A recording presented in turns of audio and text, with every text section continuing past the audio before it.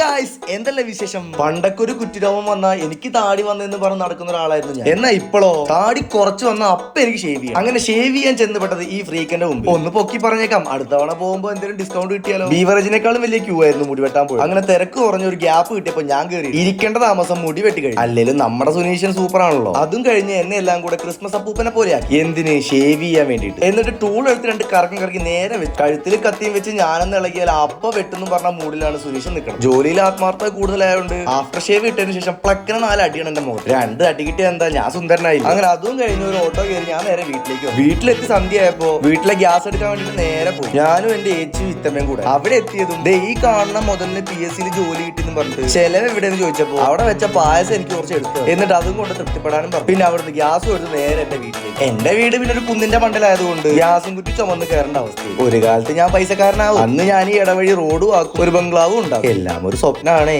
വീട്ടിലേക്ക് കയറിയപ്പോ നിച്ചു എന്നും പറഞ്ഞൊരു നിപ്പ്. അപ്പൊ ഞാൻ സൗബിന്റെ ഒരു ഡയലോഗ് കിട്ടും,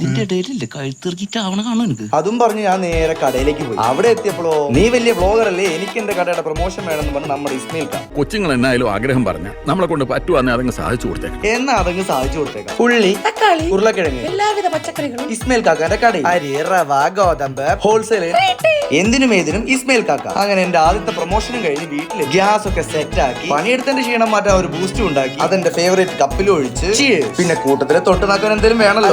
തൊട്ട് കൂട്ടാൻ ഇസ്മയിൽ ഖാന്റെ കടയിൽ നിന്ന് വാങ്ങിച്ച് നല്ല മിച്ചം അതും കഴിച്ച് നല്ല ശാന്തിയായിട്ട്. അപ്പൊ ഓക്കെ, ബൈ.